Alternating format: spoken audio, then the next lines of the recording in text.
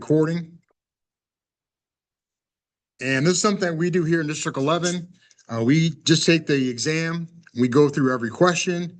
If there's lots of discussion on it, this is a good time to do that. And there's always a few questions on there that, maybe some people think is the wrong answer, or maybe there could be a different answer. And so it's a good time to have discussion on each one of those questions. Next to me is Gary Evans. He's also part of our District 11 staff. He's got more years of service than I think I've been alive. So we'll have to see. I don't know. Pretty close. Anyways, so he is an expert on everything USA softball. Also from our staff, I've got Scott Cripps on the line here. He's doing remotely. And then Tess Lehman is also here. She's also our fast pitch representative for District 11. So thank you for coming, Tess. I think for the ability to save some time, we're not going to go around and introduce everybody. I think we're just kind of just rolling right into the exam. Here in house, I've got the exam on screen, so everybody should be able to see that. Again, if you need a copy, there is a blank answer sheet there. Make sure you fill that out at the end. Everybody turn in their answer sheet. It should be all 100% based on the fact that we're going through. As part of doing tournaments within Michigan, you do need to pass your exam. Obviously, you need to be registered. You need to be safe sported. And so all that is included tonight, basically, with your exam that you're doing tonight. Again, if you have any questions on safe sport, we can talk about that afterwards too. Any questions on anything before we get started? And we got a really good group tonight. I appreciate everybody for coming. Okay. 60.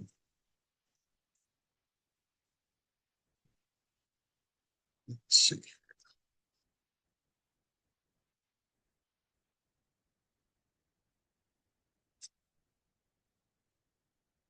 Okay, these are some of the abbreviations you'll see on the exam.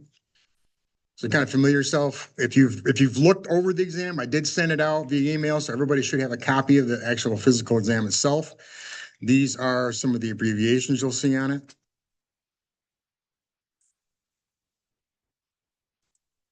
We're going to go through each question. I'll put all of the possible answers up, and then we'll kind of talk through each one. So what we like to do is we like to take each person, take a question, kind of give us what they think the answer is. If there's a difference of opinion, we'll talk about it. If not, we'll move on. So let's go ahead and we'll start here with Mark. Which of the following are examples of an appeal play? I would say D. Mark says D. Do we have a difference of opinion? Does everybody agree on D?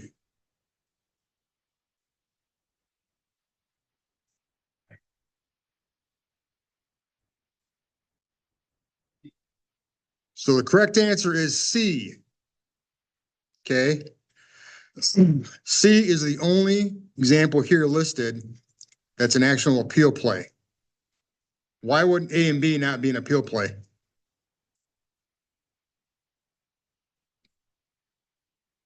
Umpire just accident. Right. Now, Defense. right. So same thing with a base umpire asking a partner about a pulled foot. All right. A lot of times we do that immediately. We don't necessarily wait for an appeal. If we're blocked on a play, might be a case where we make a call, and then you might if you're on the base umpire, you might make a call right to your plate umpire. Do you got something else? You can do that right away. Do you have a pulled foot, Gary? And Gary can say yes or no right away. Doesn't have to be a big thing. Doesn't have to be a large discussion. It's something you can take care of right away.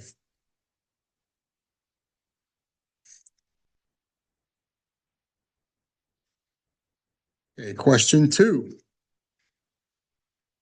Let's go over to Art.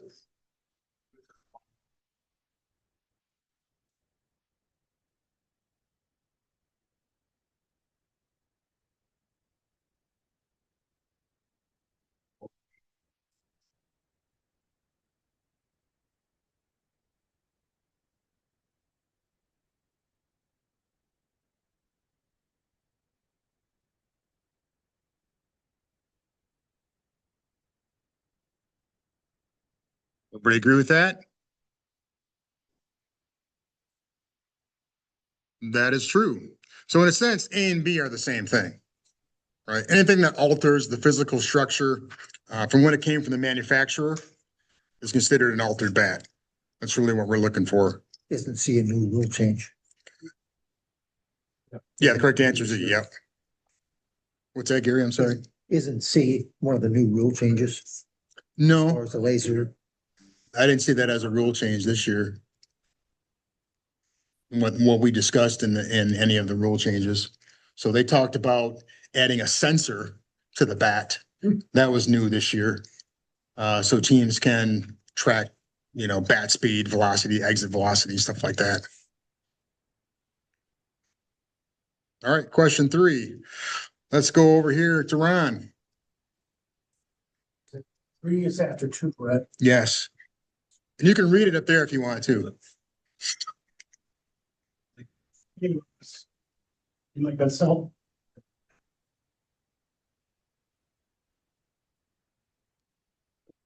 Do you have an answer, Ron? The act of an offensive player, team member, umpire, or spectator that impedes, hinders, or confuses a defensive player attempting to execute a play. Contact is not necessary. This is the definition of.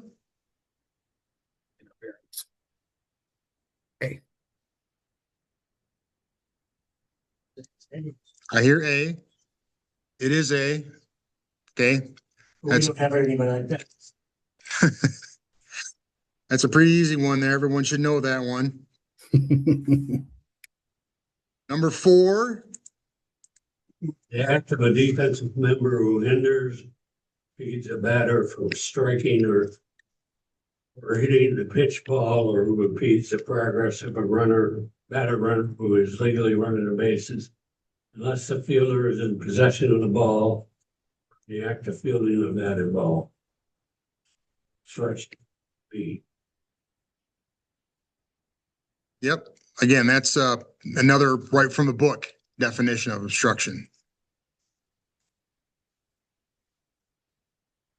Question 5. Ross. Obstruction.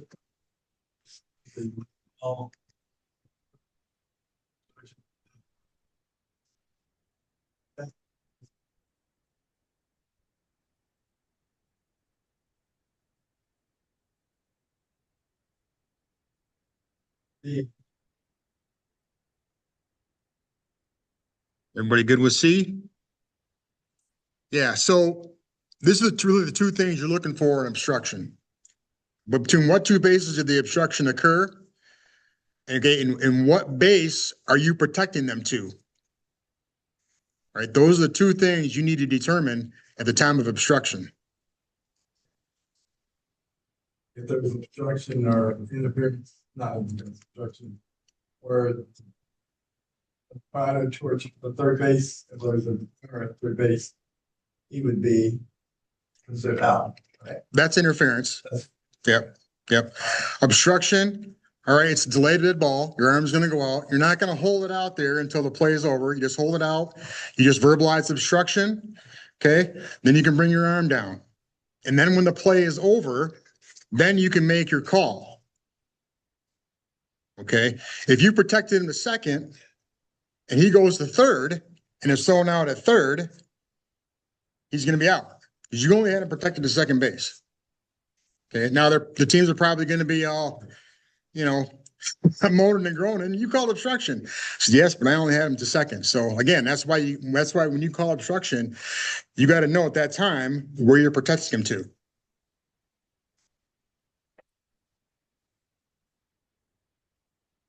All right, Skip. Which of the following is true?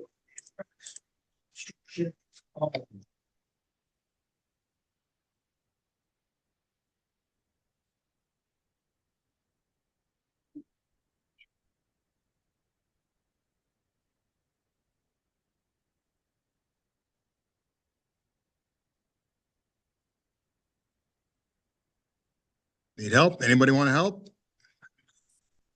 Yeah, okay. Go with I get you. A and B. We got a lot of questions though. A and B. It's E, A and B. I hear D and I hear E. Correct answer is E. E. Both, okay. Both A and B. You're damn right. that's Okay, E. without violating an exception, structure runner cannot be put out between the two bases where they're obstructed. Think of it this way, gang, if you have obstruction and that person is diving back into first base, what's the base they were gonna have if there wasn't obstruction? Probably first base. So we don't, the reason for question the C up there is in baseball, it's automatic. You advance to the next base. We've got a good obstruction rule. The base we think they would have gotten was first base, put them back at first base.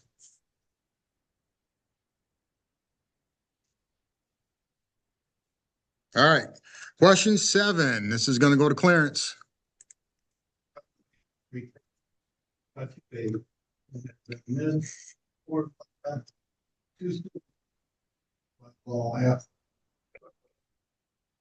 D.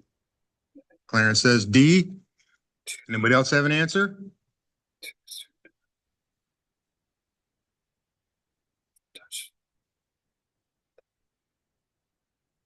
All of the above. D. Correct answer is E. E. A and C. Yeah, if they can touch the next base, they just have to go back. What's considered ball territory? What's considered when you leave it?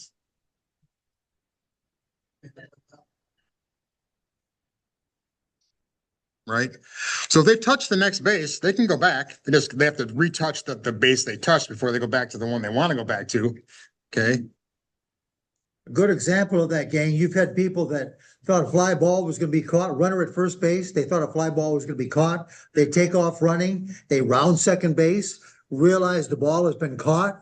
Now they want to go back to first, they can do that. That's why the one question, that C is incorrect, but they Right. must retouch second base before on their way back to first base. So that's an example of where that could happen. One fast fella.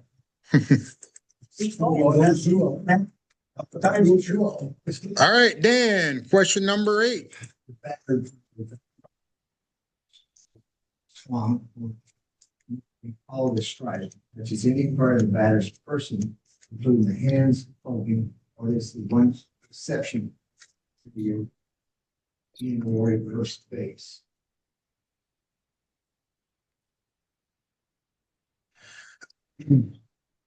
I think this is a fast pitch question, isn't it? Yes, it has to be. Yeah, this is a fast pitch question. I don't know why it's in general, but it is a fast pitch question. I think Z, I don't know what it is. So the correct answer is C.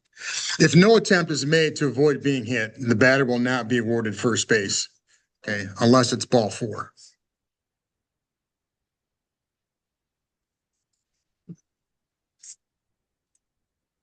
All right. Question 9. We're going back to tests. Yep, it's coming up. Oh,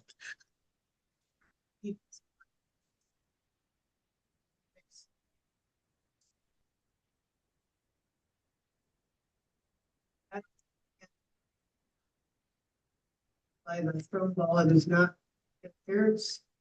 That are running potentially interferes while running in their territory, they will be ruled out. Batter runner must always run in the 3-foot running lane, which is in foul ground. None of the above, both A and B.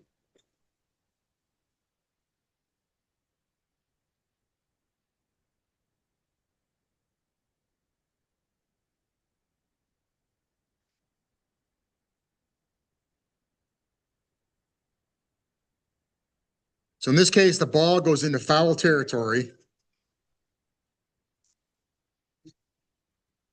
Legally can go into fair territory and hit the point base. Mm-hmm. C is not correct, so. People A and B. We agree with that? E, Edward. It is E. Yes, very good. You understand why C is incorrect? Anytime a question says must or always, you're thinking it's it's not covered properly, because there are times when you don't have to run in that 3-foot lane. Right. Well, and Talking to first base. And the runner's not going to be called out if he's not if he's inside fair territory running outside that 3-foot lane, but he doesn't interfere with anything. He's not going to be called out just because he's running outside the lane. Okay, he actually has to interfere, with a thrown ball or whatever the case may be in order to be called out. Okay, question 10. That's going to go to Alex.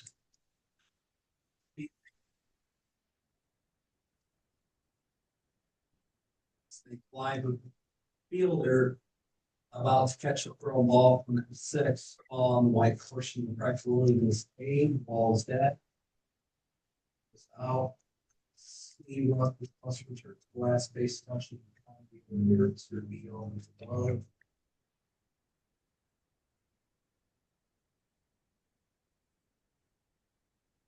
Is it D all the above? I think it's D. D.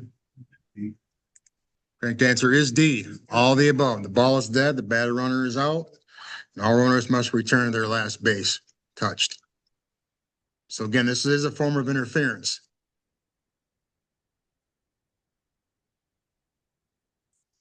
Okay, question 11. Dennis? When on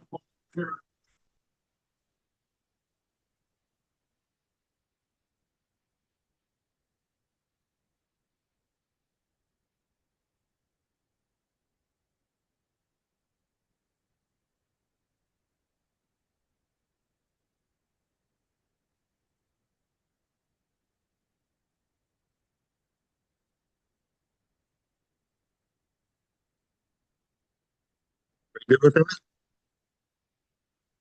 It is D, yes, all the above. So you don't see it too often, but it can, a fan reaches over, the fence or whatever, trying to catch, they think maybe it's going to be a foul ball or whatever, and they reach over the fence, or very rarely, obviously, would it be in the outfield if they reach over the outfield fence and take away a home run or a possible home run or something like that. Okay. But, anything that would interfere with the outfielder's chance to catch a fly ball is what we're talking about. except when it's Steve Bartman.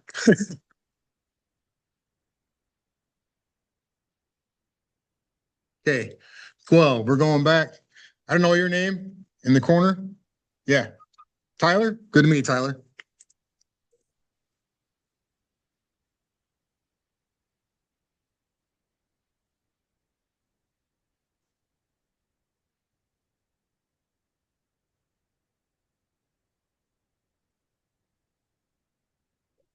You don't have to read the answers. We'll just, yep.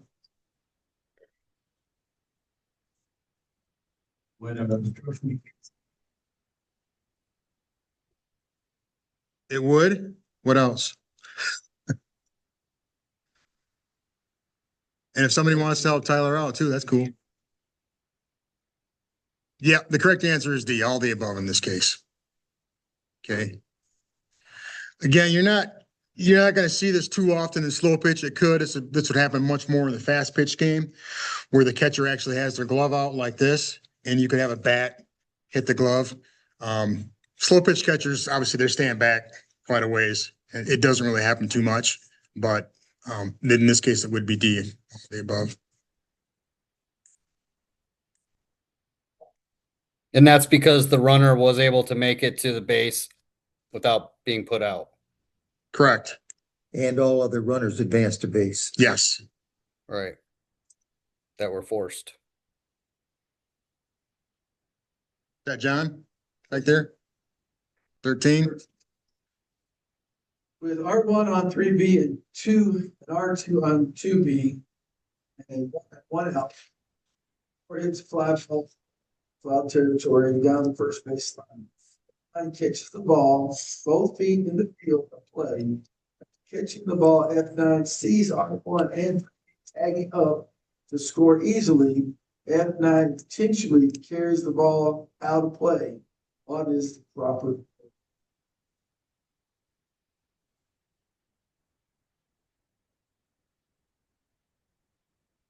Okay, remember in this question, the key word here is intentionally. Right. Couldn't judge intent. You're the umpire. Everything's always in your judgment. What's Okay. happening there, Tess, is okay, I say A. There's A. You say A? Yeah. Okay.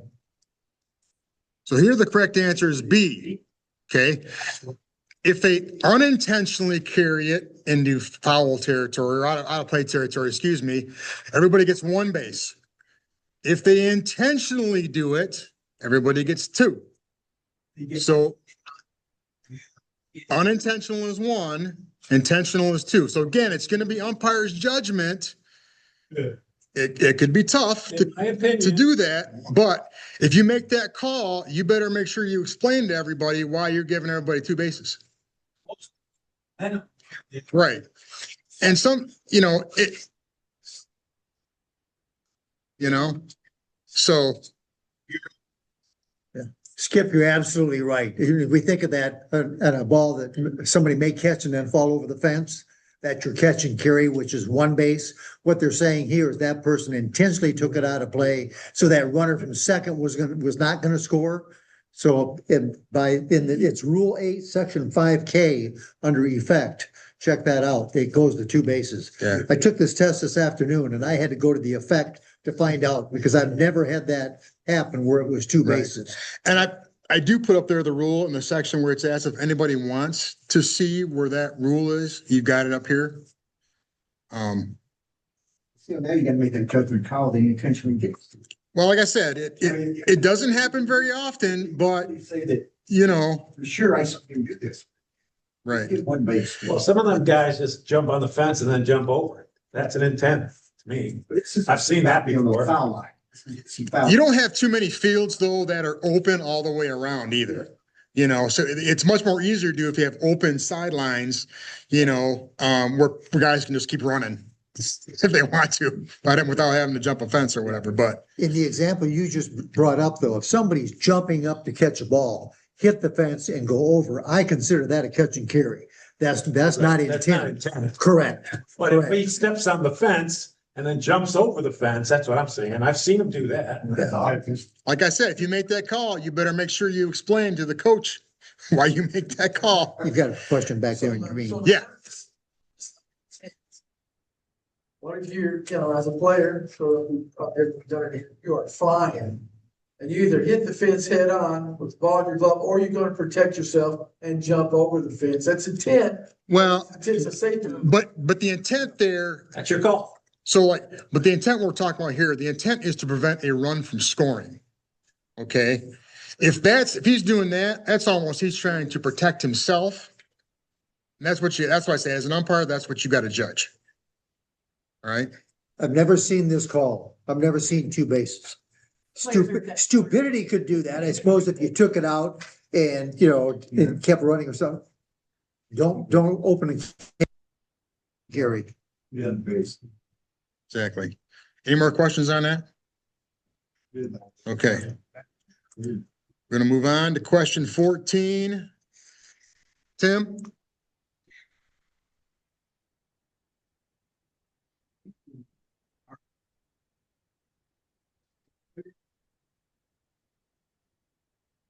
Another fast pitch. And he does not throw You can steal in slow pitch. Where at? tag. Second, what is the proper route for the obstruction? Big tag is all of the obstruction, and I put down possible objection. You wrote that down, what's the map? Don't go. Yeah, so the correct answer is B. All right. Do not allow the players to do a fake tag. Okay, it is a safety issue. All right, because if a guy he wants to come into a bag and you got a guy, you're doing a fake tag, he might try to make a move to try to avoid the tag, and that could cause injury, so again, that's always going to be obstruction. Tim says it could be an ejection. I don't know if I would take it that far. If the player continues to do it after you've given them basically a warning by calling obstruction the first time, he keeps doing it, now you might have reason for ejection. Okay? So just keep that in mind. Just do it, they don't do it. Right. Well, yeah, they're buddies and they wanna fool with their buddy. Yeah. So there was a question on stealing, online. Mhm. So in USA slow pitch, you can steal. Now, not many leagues may do it. It's up to really kind of the league if they want to do it, but by rule in USA, you can steal in slow pitch. You have to wait for the ball to cross the front edge of the plate, but it is in the rule book. Did that answer your question? You're saying that you're stealing once the ball's been pitched and it's over the home plate? It has to cross the very front edge of home plate. Yes, once that happens, then the player in any base can steal. Right. The question was when can you steal? It'd be a strike. No, it doesn't have to be. No, it could even be illegal. It can be an illegal pitch and they can steal. As long as the ball doesn't hit on the plate or in front of the plate, then, they can go. Yeah, as long as it crosses that, because you have to remember, there's like a plane that goes across that front edge of the plate. Okay. Okay, it's got to cross that. Does not have to be in the strike zone. Nope. They can throw it 10 foot wide if they want to. All right. Is that Jess back there? All right, Jess, you got it. You got a true false here.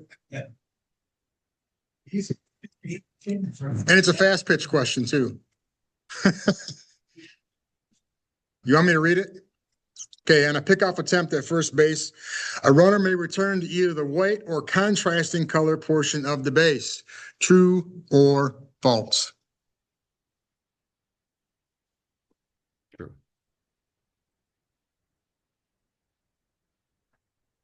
Anybody does fast pitch? So I'll put the answer up there. The answer from USA is A, true. But I wasn't sure about this. Because to my mind, the orange base is in foul territory once the play happens. But according to the rule book, it's true. On a batter runner. Right. Just base. Contrasting colored base disappears. That's why they have to return to the white. I know. That's why We've always taught that in the past. I was skeptical on this. Change your, No, I wouldn't change it. I would leave that one alone and let Matt check on it to get an answer because that's the way it's been taught for years. You got your rule book, right? Look it up. It's Rule 8, Section 2N. I understand that. Base disappeared. That was what I was always taught. Yes. Okay. Is that in the rules book? It's Batter reaches first base, the contrasting base disappears? Rule 8. Contrasting doesn't make a color. all right. So we're gonna move on. Garrett's gonna look it up. We're gonna move on to question 16. We're gonna go back up to Mark. With R1 on first base, with one out, B3 hits a line drive between F5 and F6. F6 throws their glove contacting the ball. The correct ruling is. See here. And I have seen this in league ball. Yeah. I've seen mine. This is true.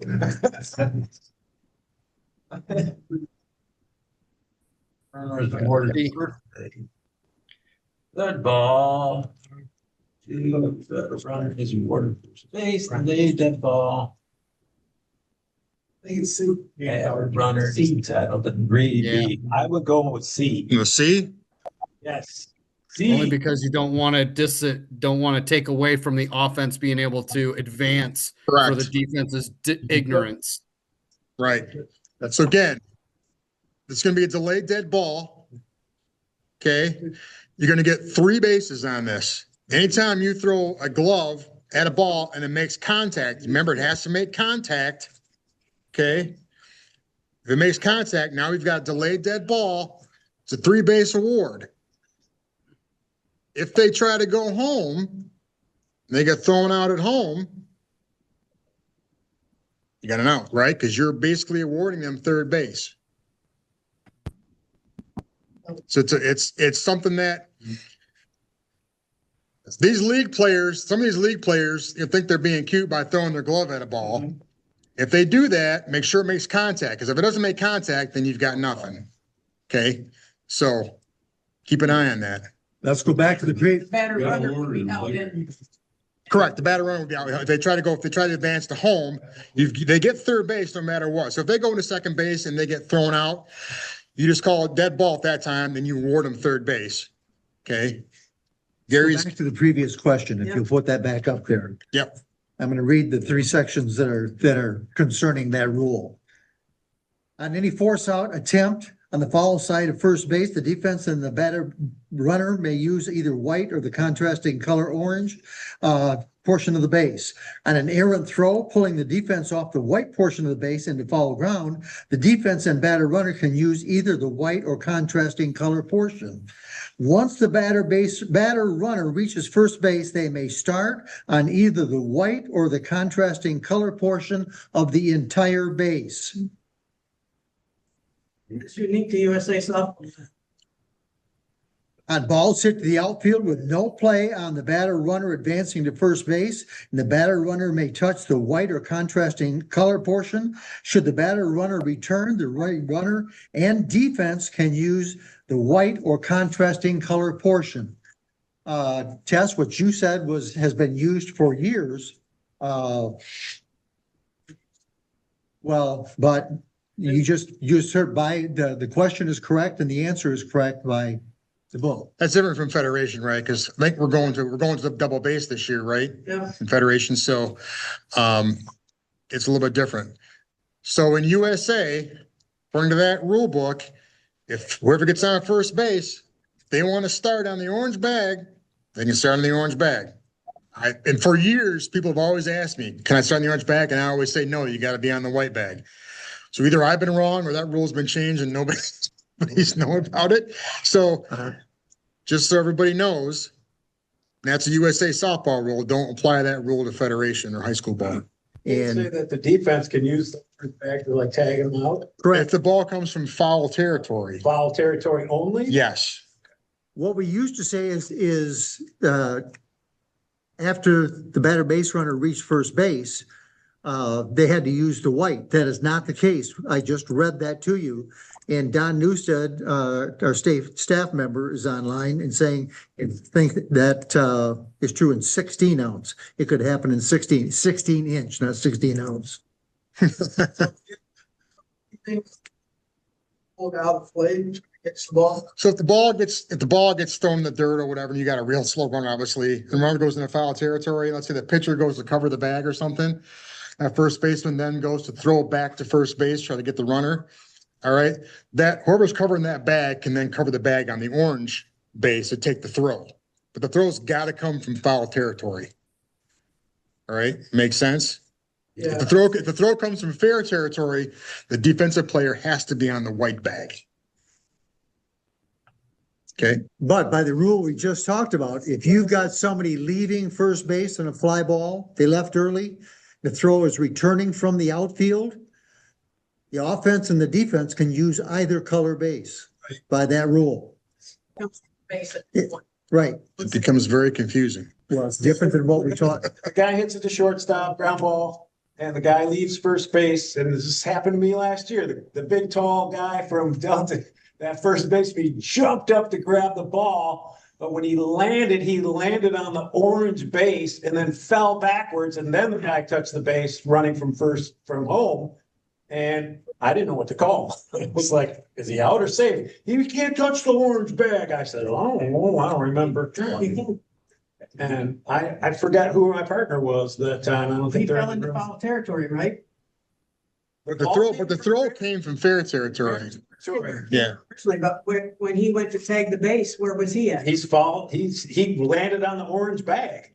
He's in foul territory. He caught the ball. See, and fell backwards. In my judgment, I would say the runner would be safe because the fielder did not make contact with the white bag. The ball came from fair territory. He didn't make contact with the white bag. But the throw. That would have been my call. He said the throw came from the shortstop. Yeah, shortstop. When he went to catch the ball, it came into foul territory. Yeah, she's in foul territory, yeah. He caught the ball. in the foul territory. I don't know. Well, safe. Why does baseball want to go to that double? I remember. Softball is. I don't know if baseball is. I know softball is. This year softball is, yeah. I don't know if you said baseball is too? I think I called. Okay. It's Big tall guy. Remember that? it's been considered a safety thing for years. So, okay. Let's move on. 17. Art, The player began. He didn't qualify, result having one less.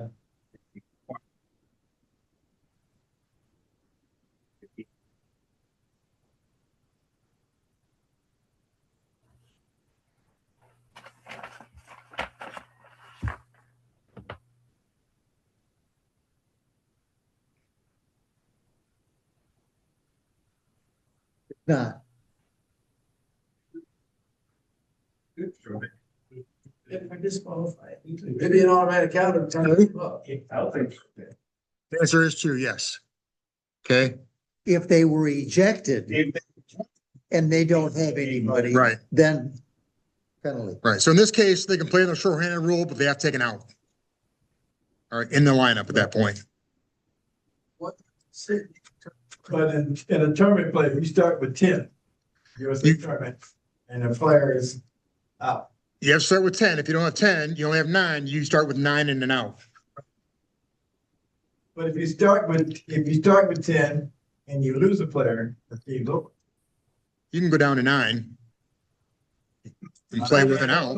Yeah. If you have, if you have a player, if you have ejected, that's different. That's different, okay? If you have a player who gets hurt, has to leave the game or whatever, now you go down to shorthanded.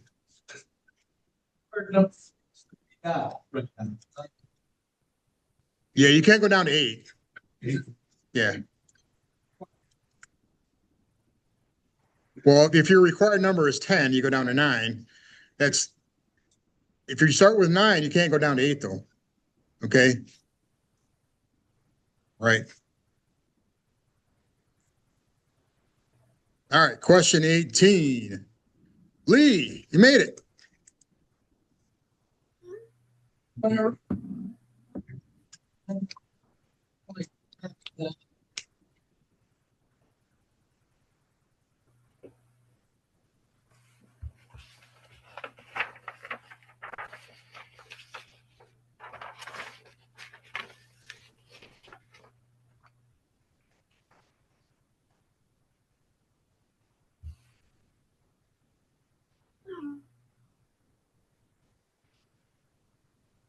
What do you think?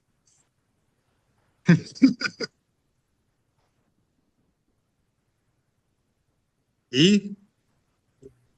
It is. Yep, all the above. The ball is dead, runner's out, batter runner is awarded first base, and any runners must return to the last base touch at the time of interference. Stand up on this one. When we talked about interference during one of our earlier sessions, we never got to this play. Okay, what they're talking about here is, let's talk about the deflected ball. If it's deflected by an infielder, that ball stays alive for 2 reasons. One, if the defensive player gets it after the person kicked it, is not intentional. It goes off the shortstop, hits me as a runner in a proper running place, and it goes to the third baseman. We leave it alive. They can throw somebody out on the bases. Okay, we're not killing that. And we never got a chance to talk about when we covered obstruction. Just understand that. The pitcher is not a fielder unless they touch the ball, as far as the batted ball is concerned. If it's by them, they're not considered a fielder. If they touch it, then they became a fielder. And we go to the deflected ball. Just remember, if it went off a defensive player, the person running between second and third base, they're not going to be out if it hits them unless it's intentional. then it becomes interference. If it's not intentional, leave it alive. They can advance as far as they want, or the defense can throw people out also. Hit the defense. No, but I was talking about what I covered, we didn't get to, that particular question didn't come up. And I want the District 11 people to know the correct answer on that. Question 19. Back to Ron. B1 on first base, one of B3 gets the ball to right field, but lands in front of, it's his problem. Ball deflects off F9's glove and enters dead ball territory. R1 crosses home plate prior to the ball entering dead ball territory. B3 is between second and third. What is the proper rule? Ball is dead. All runners are delivered 2 bases from the time of the pitch. R1 is awarded third base, then B3 is awarded second. Since R1 enters home plate prior to the ball going into dead ball territory, their run counts. B2 is returned to second base. Both A and C. B2 must be repeated. Come on, test. What do you think's the answer? E. Think it's E? Anything else? I got D. I think it's D. Correct answer is D. All right. Both A and B. The ball is dead, and all runners are awarded 2 bases in the time of the pitch. R1 is awarded third base, and B3 is awarded second base. So again, this is the same award as if the fielder threw the ball into dead ball territory. Same thing.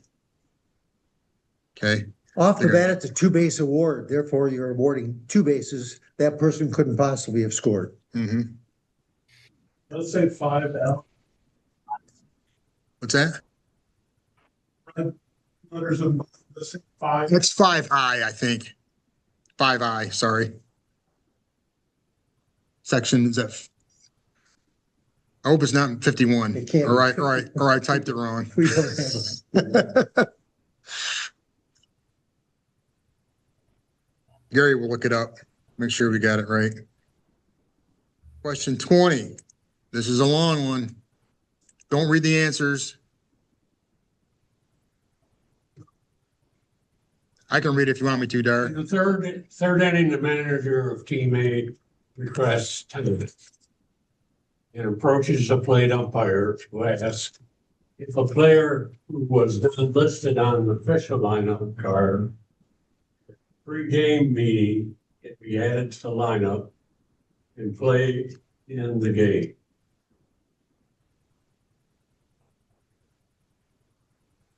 And this happens all the time in tournament play, for whatever reason.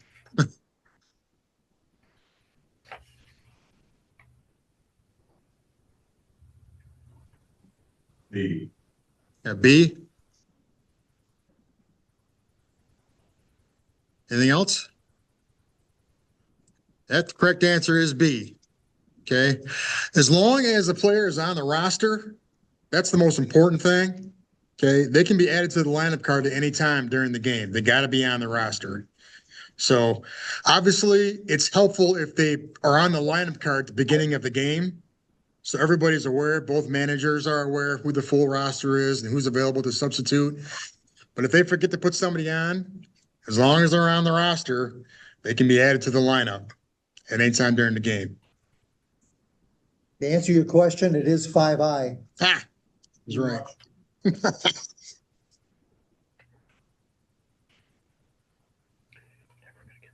Okay.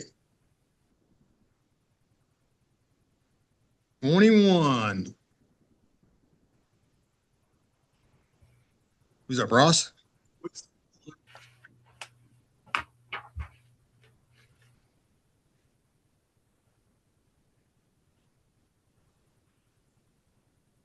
This kind of has all different levels of play in it. Was it? Yeah, JO team. So those are our girls, 18 and under, fast pitch.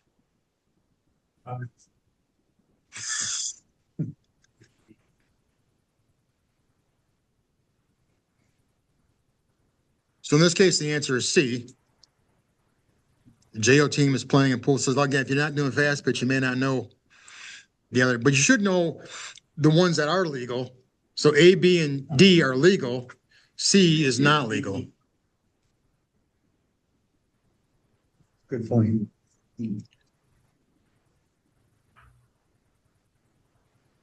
So to look at D, obviously we have a lot of co-ed ball, around the area. And so this is something to keep in mind on too. A co-ed slow pitch team is playing shorthanded with either 3 players in the infield or the outfield. At least one must be male and at least one must be female, which I'm assuming probably happens a lot, in the co-ed game. You got an uneven amount of players. That's legal. I have a question, but if you're playing co-ed and the left-handed batter comes up and the shortstop go on the other side, We have nothing against the shift in our game. okay, I thought what he's saying is that's all the infield, there's 3 people between the first and second, and only 1 defensive player But- between second. We have no rules. We have no rules in our game against putting a shift on. I thought, So it's not a, maybe some other associations do that, but USA Softball has no rule against that. As long as on the infield, you have 2 of each Yeah. sex, in the outfield, you have 2 of each sex. Now, is it for sportsmanship or it could be, but we don't have a rule against any type of shift. Yeah. I said, you can just tell them we don't have a rule against it. Just say it's, we kind of frown against it, but there's no rule against it. So you can't stop them. Make them do it in a timely fashion if that happens. Right. They shouldn't be So doing you're it not during the holding up pitch, game. Because you can also make a judgment that's distracting against the batter. But 22. If a team is in a tiebreaker situation and is playing shorthand, do not declare out the half. One in the half inning. Instead, place on second base the players whose name precedes the absent player's name in the lineup. Tiebreaker situation. Not the last house that It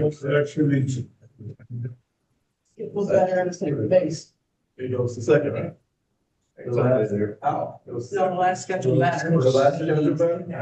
They're not necessarily been out. Okay. We don't have the international break. We don't have the. That's our tournaments.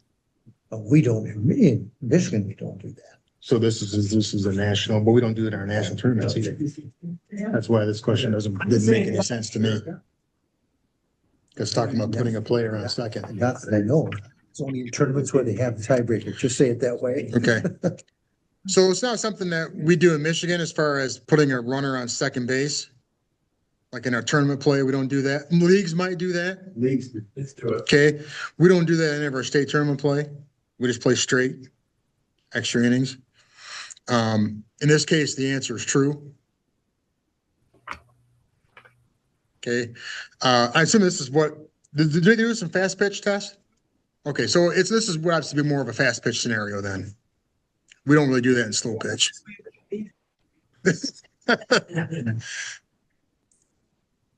Harley, quick. Second. Start 1 out. No outs.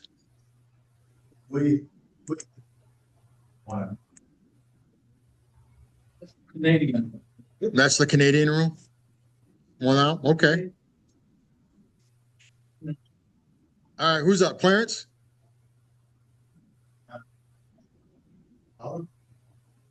his rule, all 4, batter is the 1 second.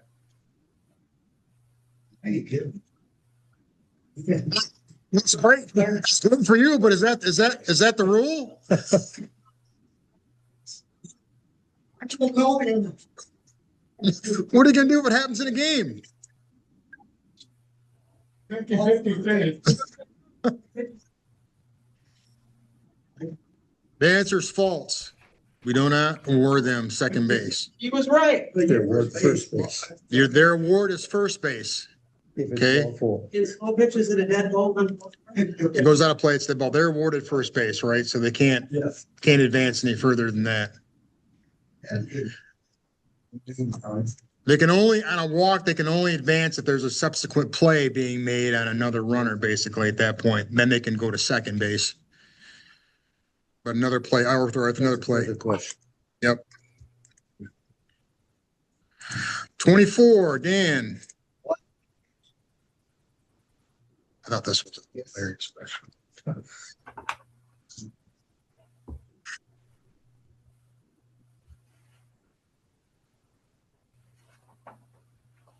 What do you think? Yeah, so I thought this was kind of a hilarious question. I mean, this was kind of a gimme. Any defensive player, as long as the mitt conforms to the size requirements. Yeah, right. All right, 25. We're going back to Delise here. You want to answer a question right now, Delise? Okay, we'll go to Tess. Teams have one.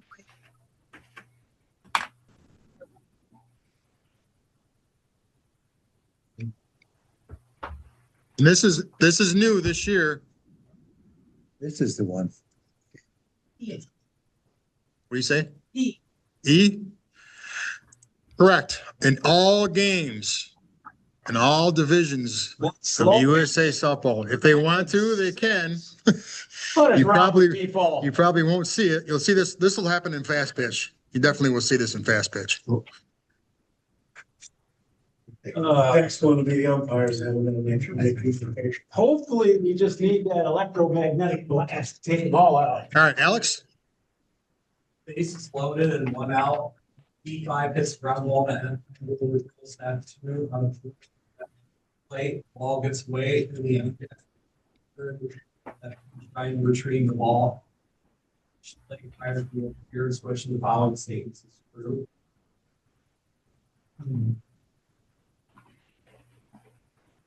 D. Everybody agree with D? It is D.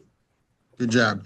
Key here is to know where the runners are when the interference happens. That's why as an umpire, you got to be out there looking where the runners are. Okay? If you're not sure, get with your partner. They have to ask for help. Because you got to know if runners are going to score or not. This is a key game. Hopefully it's a 2-umpire or 3-umpire system that you're working in, but remember, it affects all of the base runners. Yeah. That's why all 3 umpires should be watching, because if they have advanced the base like they did here, that run is going to score. They're not going to have to go back. At the time of the interference, they had crossed home plate. If they hadn't crossed home plate, then we go back to our rule where we put them back. Dead ball, somebody's out, and return base runners. In this case, we don't return the base runner because they crossed the plate before the interference. The answer was D on that one. Oh, But it trumps, the interference goes back to this base. I'm sorry? So if the interference happened before he crossed home plate, he goes back to third, is that what you said, or is he out? No. If the person hadn't crossed home plate, that's what the reason for this question. If they hadn't crossed home plate, it goes back to your basic definition of interference, which is dead ball, somebody's out, and base runners return to their last touch base at the time of the interference.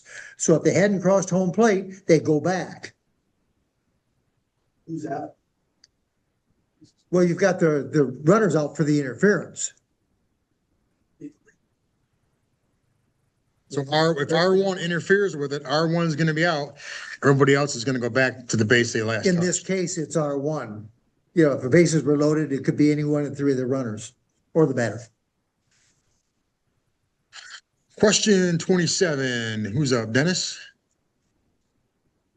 During the pregame equipment check, the batters discovered the line track. Batters illegal bat. Everybody agree with that one? Correct. It's an illegal bat. Okay. There's no penalty for this. We don't eject them. You know, we don't say dirty things to them. We just take the bat, remove from the game, and then get a better bat next time. Okay. All right. 28. We got back in the corner. Tyler again.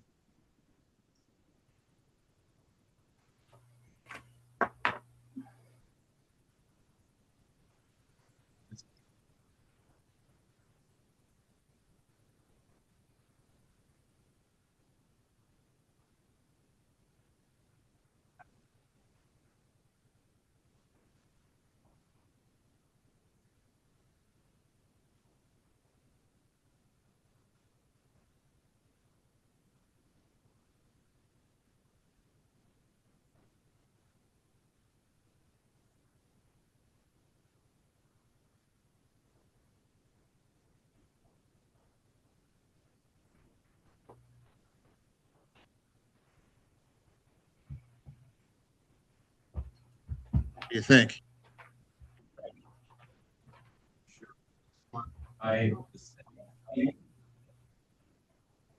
Okay. Everybody agree with C? Dennis thinks it's D. The correct answer is C. Good job, Tyler. So the run didn't score. R2 didn't score. So, and that was the third out. So really, there's no point in the appeal. You know? So the difference is, did they score or not score? If he scored, now we've got another issue. Now we've got a possible fourth out appeal, which Gary always loves. Has anybody ever had a fourth out appeal? I have. But it has to be on somebody who has scored. If they haven't scored, they're not gonna score. So to have a fourth out appeal, which is so highly unusual, I doubt you'll ever have one. It has to be on somebody who scored. Yep. Because think about it. If somebody has a fly out to the outfield for the third out, and the runner from third crossed home plate, are we gonna allow that run to score because it was caught? They crossed the plate before it was scored? No. They can't have that. That's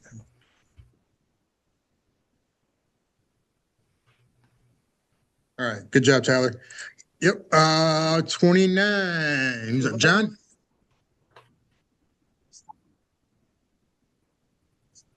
Ball to they catch ball. Their momentum carries them over or through the fence. What is a proper? This is the Mark Wojciechowski question. Conseco. What do you think?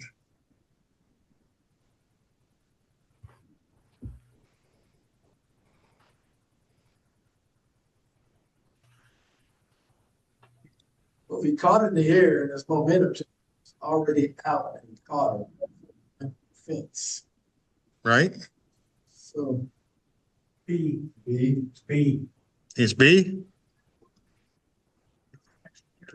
Right. So this goes back to that other question we had before. Intent. In this case, there was no intent for this guy to take the ball out of play. His momentum took him out of play. We're only gonna award one base to runners who are on base. 911. You might have to, yes. If he went through the fence, you might have an issue there. Okay, question 30. Tim.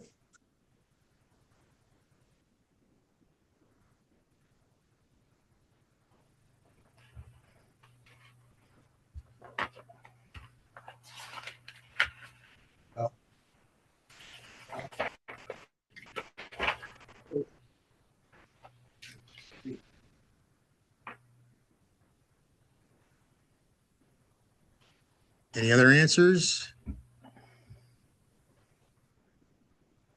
Yes, the correct answer is B.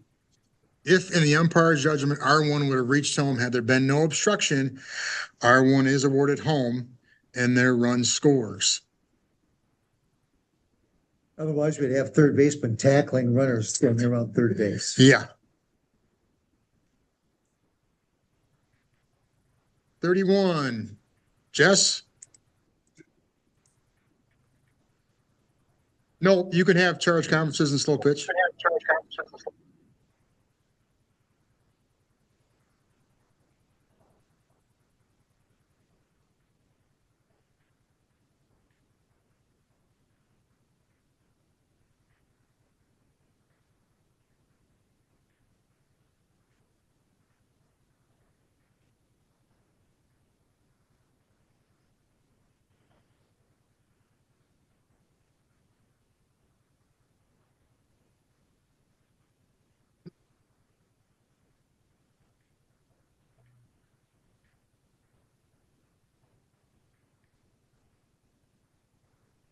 What do you think?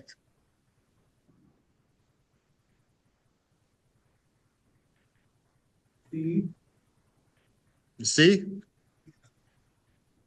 Oh, I didn't put the E up there, sorry. Yes, the correct answer is C. Okay. All those other instances, we're not going to charge them a conference for, okay? So that's you're being nice on some of those. Catcher wants to go get a drink of water. That's a good question. How many charge conferences are you allowed for the defense? 3 and 7 innings. 3 and 7 innings. Then what? What happens if the game goes to extras? Awesome. Everybody remember that. If you go to extras, you get 1 per inning at that point for as long as the game goes. Okay. So I know sometimes you don't track this during league ball, but remember that is a rule. You get 3, and they can use them anytime during the game. You can use all 3 in 1 inning if you want, or you can spread them out, but keep that in mind. Pitcher has to come out of the game. Pitcher has to come out.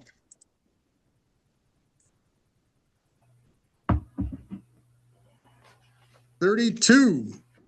Going back up here to Mark.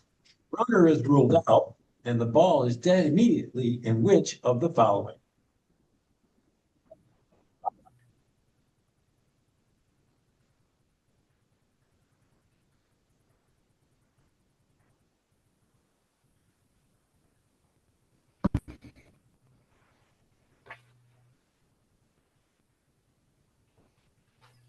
D.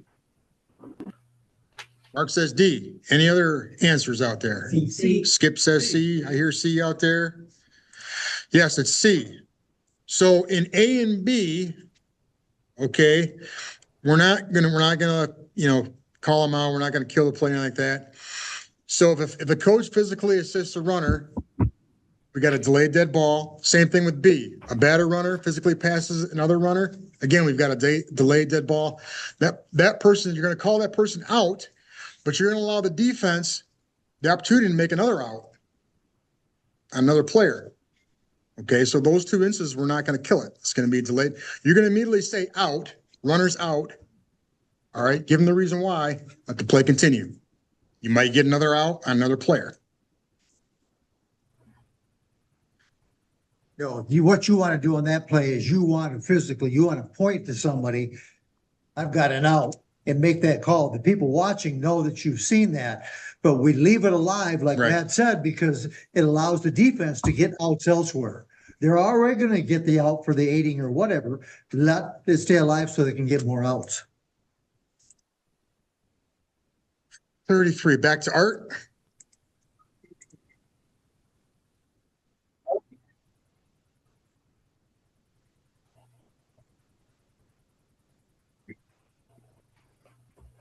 Or B. And had 1 and 2 penalties. Team D. The umpires have team.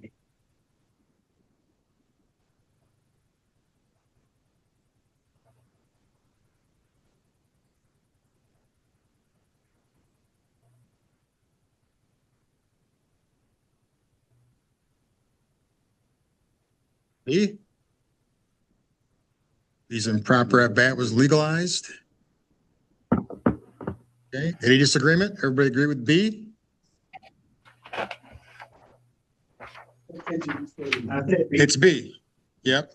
So remember, all appeals for batting out of order have to come before the next pitch is thrown. Once the next pitch is thrown, you can no longer appeal batting out of order. Okay? All right, they can appeal it, but they're not gonna get a ruling from you. You're just gonna tell them, nope, too late. And back to question 23, Donna's making a point.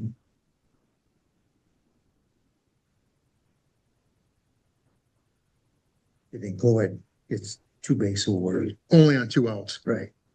Yep.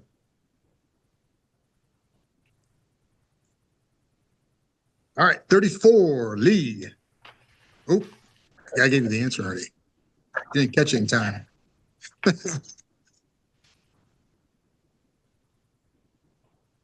R1 on third base. One ball in center field. F8 catches the ball and R1 legally tags and touches on plate. R2 is safe on a close play at third base after R1 has touched home and the play on R2 is over. The defense feels that R2 left second base early and the umpire rules R2 out.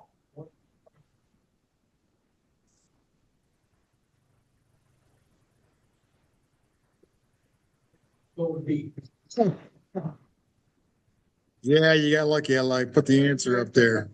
Let's go back to 23 while we can. Okay. Chance. Got a clarification on question 23, gang. Don Newstead's listening in here.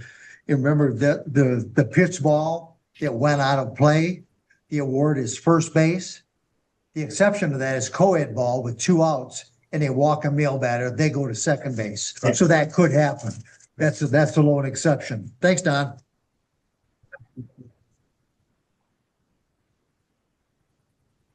Okay, 35. Going back to Ron. Which is true about an extra player. He's an idiot. Never mind. That's not a possible answer. That's why they call it extra player.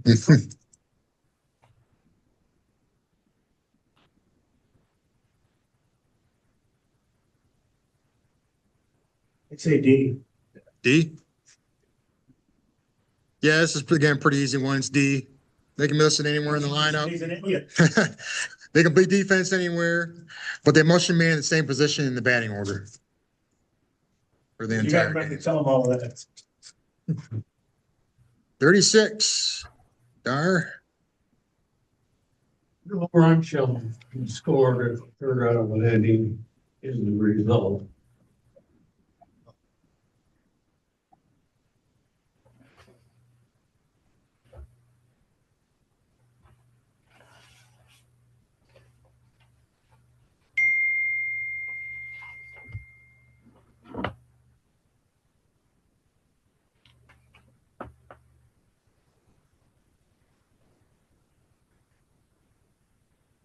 What do you think?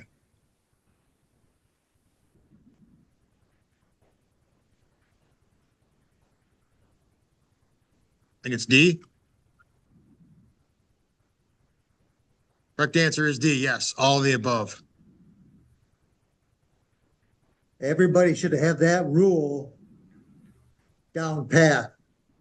There are 6,841 ways that runs can score. There are only 3 ways in which runs cannot score. In those 3. That one should be implanted in your brain. That's, yeah, 55B.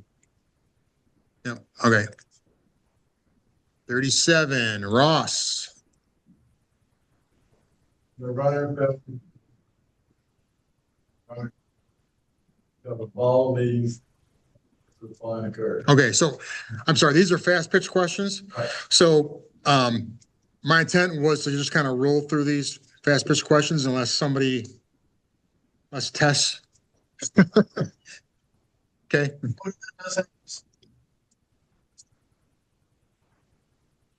you're gonna call it dead ball right away. If a player leaves the base before the pitch reaches the front edge of home plate, it's an immediate dead ball. You call the runner out for leaving the base early. Top. Some players don't even know it. They're new to the game and they think they can lead off. You know, you try and catch that as an umpire, try and catch that, especially if you know they're a new player. Try and catch it. All right. There's no harm in letting, especially if you're doing league ball, there's no harm in trying to catch a new player and tell them, hey, you can't lead off. I've done it. You know, you want players to feel good about playing the game and not, getting called out or whatever. But if you don't catch it, You give them a warning. no, I don't give them a warning. You know, if they're not sure, like if I see him leading off before the pitch, before the pitcher's even back to the pitcher's plate, he's kind of walking around and I see the guy leading off first, I'll just say, hey, just know you can't lead off.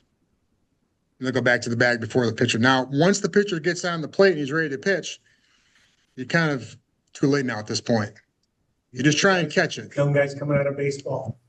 You know, exactly. So again, you're trying to help them ease into the game. Softball is a different game than baseball. I try to help out where I can. Correct. This is USA softball, not NCAA. You're watching it on TV, they've got a different rule. This is for USA softball. When the runner fails to keep in contact with the base, which the runner is entitled until the ball leaves the pitcher's hand, which of the following occurs? It is D, all the above. The ball is dead, no pitch is declared, and the runner is out.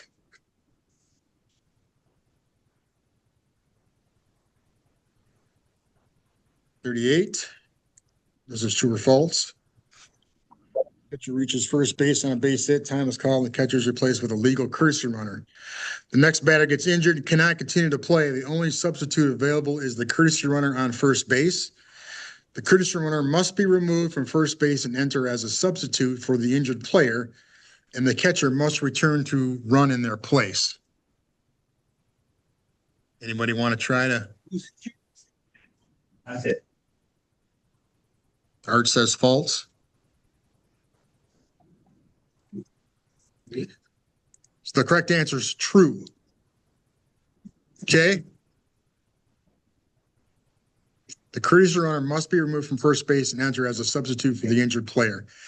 And the catcher must return to run in their place. Is that different from Federation? Yes.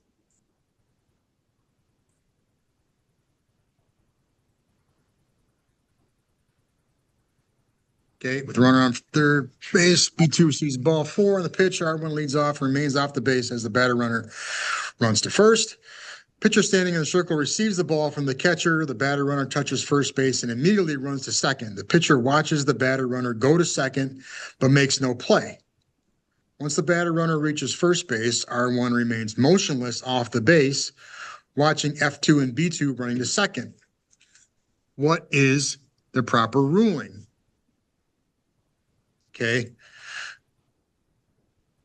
Any of our fast pitch? Yeah, once they have the ball in the circle, you can't hit base. So this is a violation of the look back rule. Okay, so anybody who's familiar with doing fast pitch, once that fast pitch pitcher has the ball within the circle, any runner on base who's between two bases, they got to make a decision. They got to either go to the next base or go back to the base they were on. He could Yeah, obtain first base. Yes. True. Thank you for adding that. Yep. They can't be lollygagging between two bases. Okay, they got to make the decision. If they haven't made a decision, you can immediately call a dead ball, and that runner is going to be out for a violation of the look back rule. That's fast pitch only. It's not slow pitch. Like that, but we did that. Neither the coaches. You can hit ball circle. She can't fake to go to second. That's why.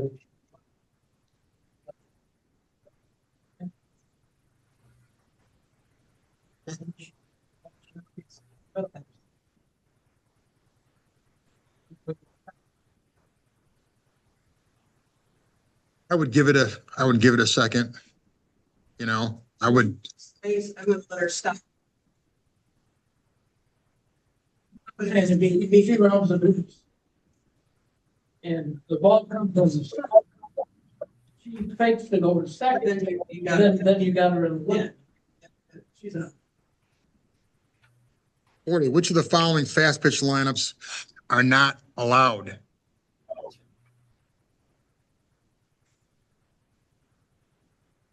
And this is gonna be probably a tough one for Gavin done it. But A, 9 defensive players with DP and flex, 10 players with 10 batting. That is not an approved fast pitch lineup.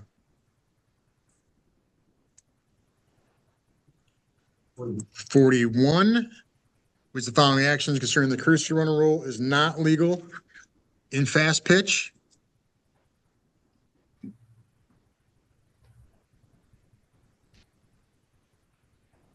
And the answer here is B.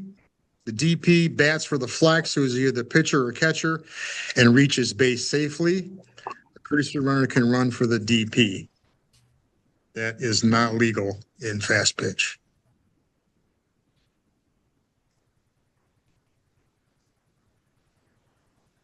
.42, which of the following is not a true statement regarding the use of the designated player rule in the fast pitch division?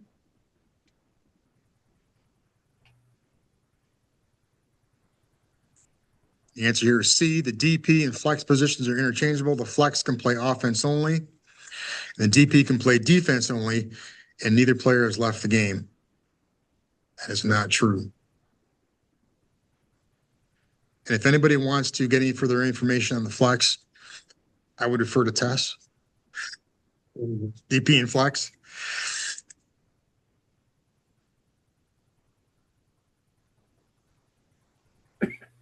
.43, after beating out an infield hit and overrunning first base and returning towards first base, the batter runner cannot. And this goes right back what we just talked about. It advances second base with a ball held by the pitcher in the circle. Kind of goes back to what Lee was just talking about. Okay, we're moving on here to mechanics questions. Got to answer all of these. Oh. Okay, who is next?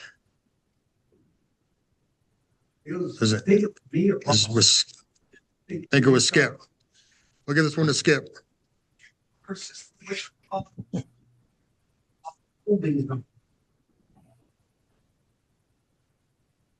You ever been there?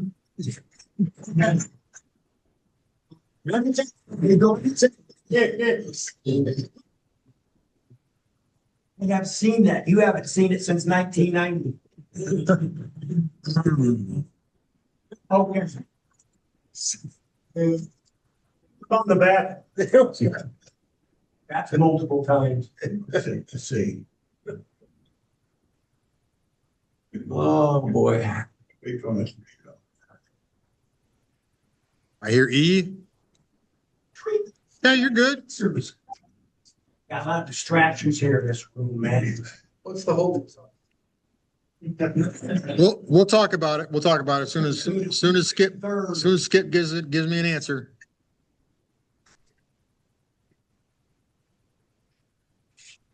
You're basketball up there. It's E. Yes, the correct answer is E. All right, so that holding zone area is going to be an area from home plate up towards third base in foul territory. Okay, that's kind of where you're going to want to go. All right, if you're working a 2-man system. All right, if you're working a 1-man system, you're going to want to get out from that holding zone. You're going to want to get out into diamond and try to make plays where you can. Okay, if you're working a 2-man system, first of all, if the ball's hit anywhere, you're going to want to trail the batter runner. Okay, then you want to get back to the holding zone. That way, if you've got to play either at home plate, you're going to be there for it. If you have to cover third base for your partner, you can do that. But your goal is to be there in the holding zone area just in case you've got to play at home plate. Okay. Once you've gone inside the third base and the ball gets away from the third baseman, there's going to be a play at the plate. stay inside the diamond. Don't go outside the diamond because that ball on the outside of the diamond, throw to home plate is going to be coming through you if you stay outside. Bring that person to the plate inside the diamond. Right. Remember the holding zone is where you're going to start. That doesn't necessarily mean that's where you're going to end up. All right. Get the best view and angle and distance for the play, especially if it's at home plate. That's where your holding zone is where you're going to start. Get to the area you need to be at to make the call.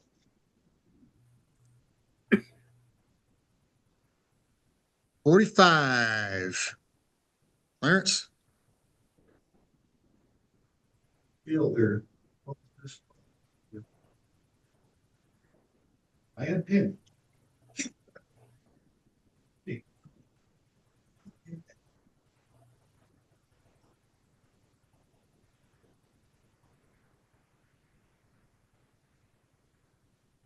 Clarence says C. Okay. Anybody else? Here, A. This is important. It's A. Okay. You're going to point with your left hand. You're going to say off the base. Then you're going to go with your safe call. So you're always going to give the reason first. Then you're going to do your safe call. That's by the manual. I hear some guys do safe. He's off the base. Just point off the base, safe. Make sure it's loud. That's one of those strong safe calls you got to make. So everybody knows what the call is. Sorry, what was the answer to 44 again? Oh, let's go back here. 44 was E. E. Everything. Great, thanks. Yep. 46.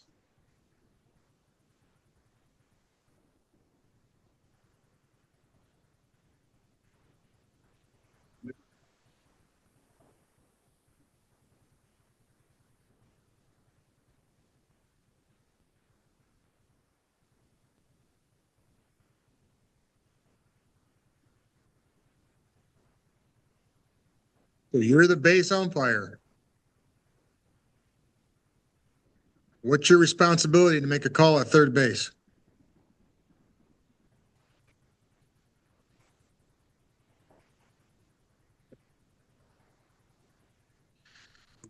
Correct answer is A. Yep. You got a batter runner on a triple. You're going to third. You got the last runner into third. You got a lone runner on a fly ball advancement. You got a runner at second base. Okay. You're supposed to take that runner to third on a tag. Okay. And then you gotta play, let's say, any return throw from the plate or a throw going to the plate that is cut off and thrown to third. Now, that doesn't mean your home plate umpire can't help you on calls at third base. If you get 3 or 4 triples in a row, by that fourth triple, you're probably asking your partner, hey, can you help me out? Okay, and take that call at third base. All right. It also can be very hard if you're really back far behind second base and you got a tag play and you got a speedy guy at second base who wants to tag up and go to third. Home plate umpire can deviate and take that call at third base. Now, again, that goes against the book. If you're going to do that, communicate to your partner. Tell your partner, I got your call at third, or I got your tag at third, whatever the case may be. So your partner knows. When on this particular play in the game of slow pitch, where's our first base umpire at the start of that play? They're between first and second base. They're going to be looking through the rear end of somebody at third base. That's why we have in slow pitch the plate umpire take that call. 90 degrees to the path of the runner, just short of the base they're trying to reach, right? Now, if that runner is going from second to third and they're at the shortstop position and the shortstop reaches out to tag them, who can best see that play? Your base umpire, because they're out between first and second base. In my opinion, if you see that play, you point and you call them out because our plate umpire can't see it. If there was a tag play at third base, that is 100% the plate umpire. They can always ask you for help on a swipe tag or something like that. So if it's 20 feet from third base and the shortstop reaches out and tags him and it's obvious to you, I don't have a problem. I'm going to point at him and call that rascal out. But if the play is at third base, treat it just like we do on those questionable calls or help calls at first base. Let the plate umpire make it, then they can come to you for help because you've got the better view. Give away on that question, Albert. Yeah. Give away when it says base, because it says after the ball has batted, how do you have a steal at third base after the ball has been batted?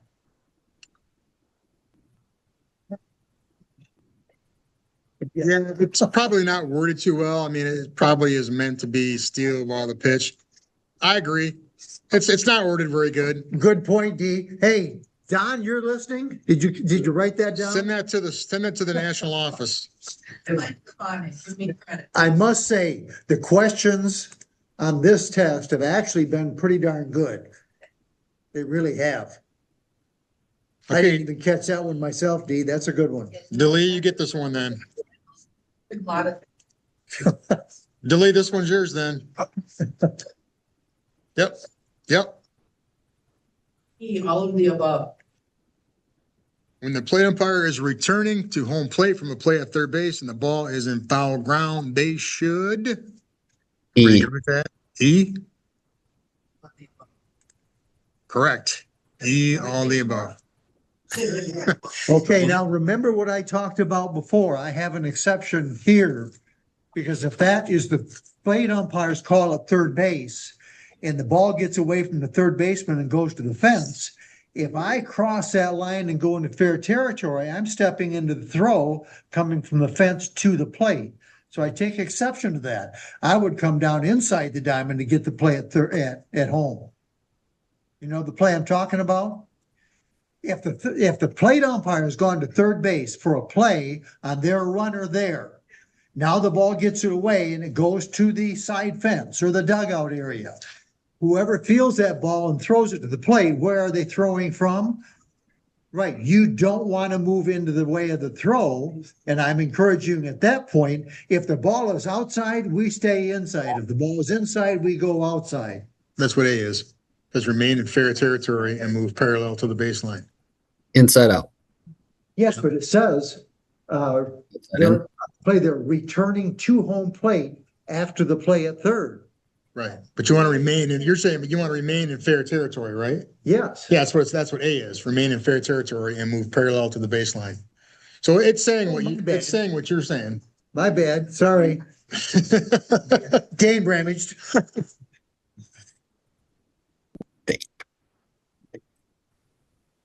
All right, 48. No, no, delete. We're going to test. You're on a roll.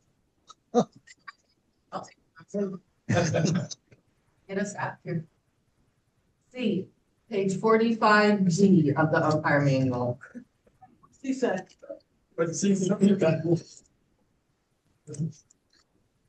Managing umpire to participate in discussions and ejections, which of the following are true? Okay, it is C, partner should ensure the discussion is one-on-one and partner should take control of moving the ejected participant. Don't leave your partner out there on an island. Okay?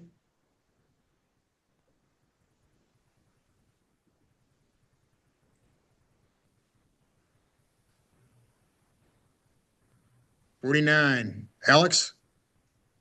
Correct mechanic for a home run is to raise the right arm.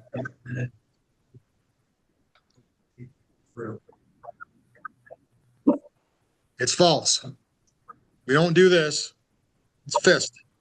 You're gonna rotate your fist.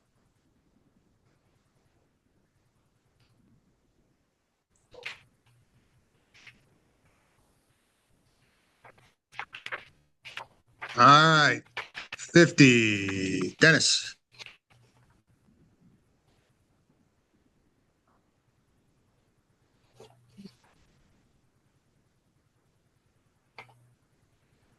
Tag play at home plate, whoever misses home plate, fielder misses the tag. What is?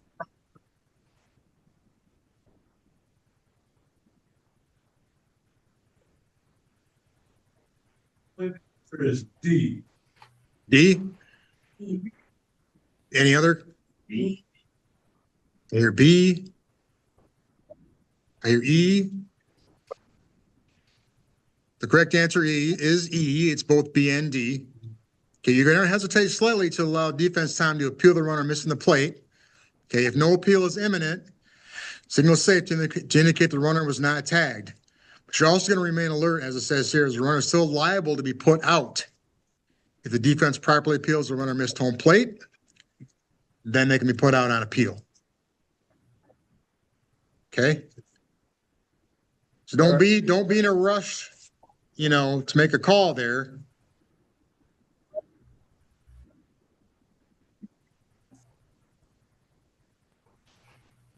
Okay, now we're moving into the alternate slow pitch questions.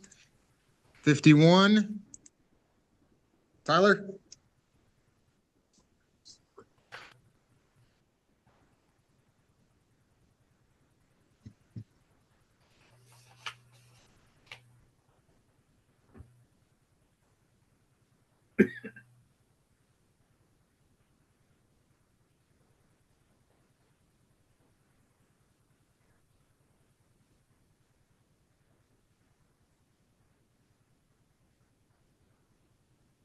Going? B. Correct answer is B. The ball is live and all play stands. Time is called when the ball is returned to the infield and all playing action has ceased.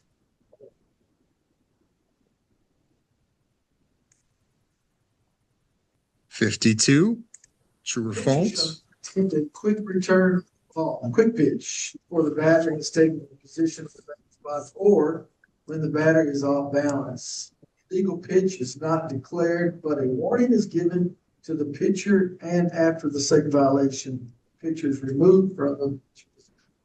True or false?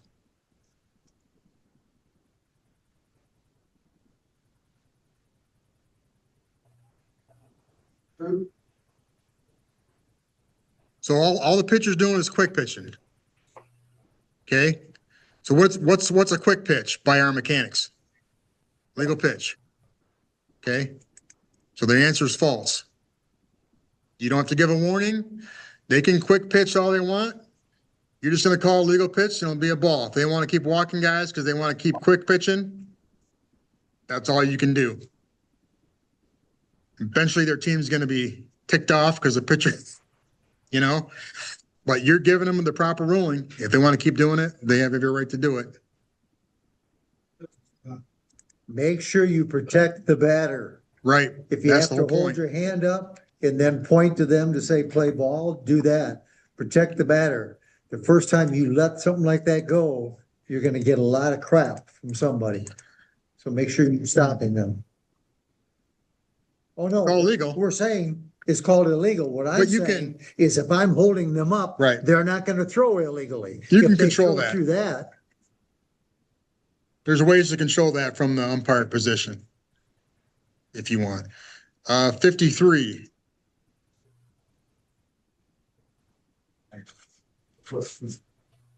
B, 10 players playing defense and the entire roster batting. Unless you are playing Delta Township, which allows that to happen. Delta Township allows the entire roster to bat with 10 players on the field. So pay attention to what your league rules are. If you're playing USA softball in a tournament, then, that is not approved.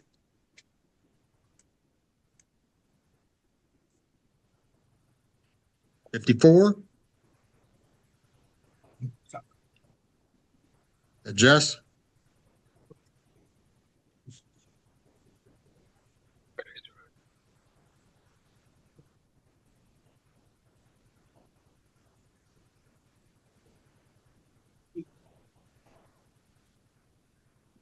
Agree with that?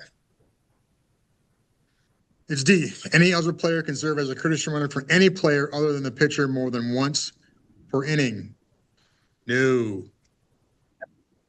Not true.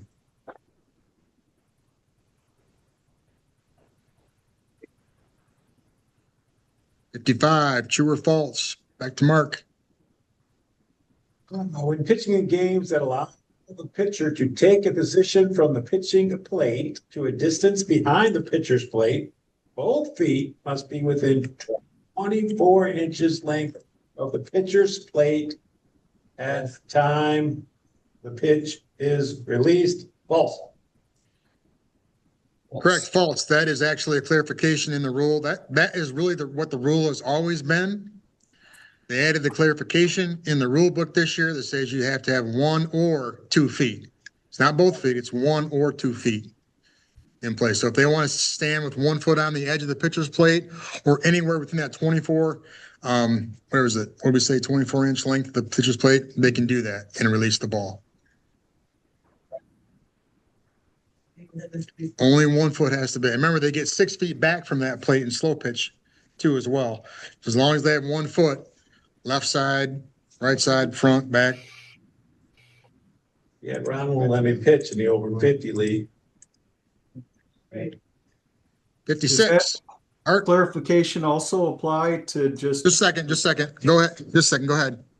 I said, is that clarification also apply to on the pitcher plate? So that Yeah, indicates clearly it's both feet are within the 24 inches. They can start with 1 or both feet within the 24-inch pitcher's. Remember that pitcher's plate is 6 feet back too, so it's 24 by 6. Okay. Yeah, we can call it a pitcher's box, but they can have 1 foot in it or on it and 1 foot out, or they can have both foot in. Okay. All right, Art? Not true about pitch.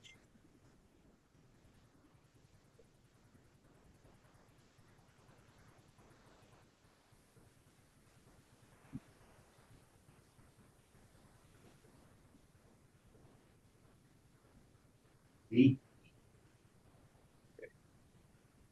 Correct answer is D. Pitch starts when the hands are separated after they've been brought together. That's really a fast pitch definition, not a slow pitch definition. 57. Well, for the student game.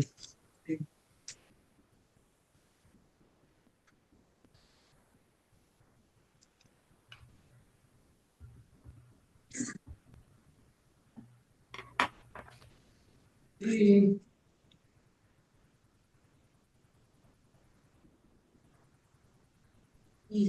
I hear a lot of answers out there.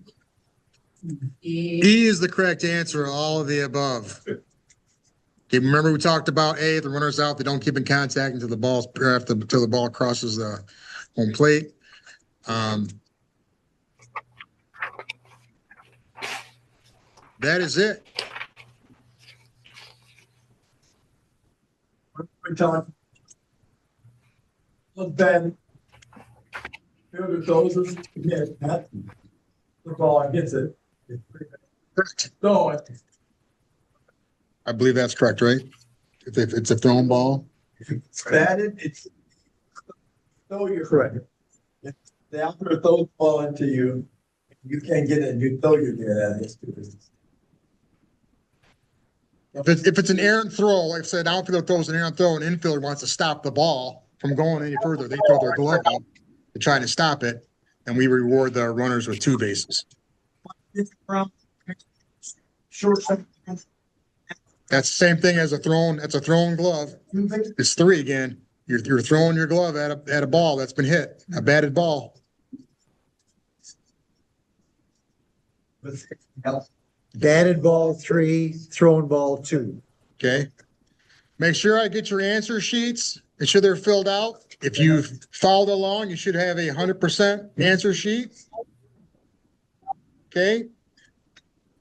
You can drop it off up here up front. Oh, it's back there. If you haven't seen the sign-up sheet and you need to sign in with all your email, or all your information, please do that in the back. Email, phone number.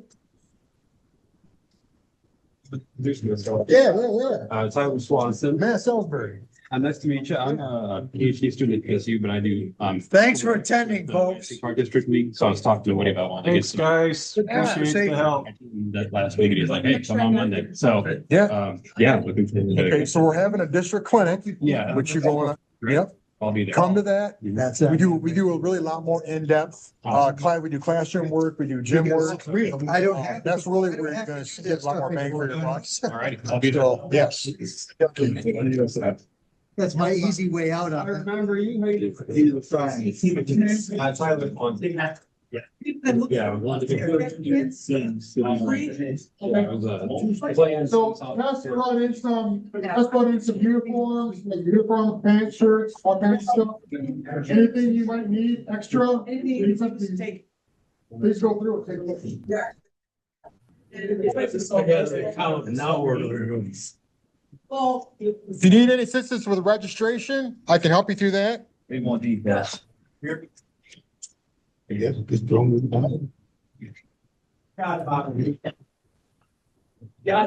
right, guys, I'm gonna end the recording.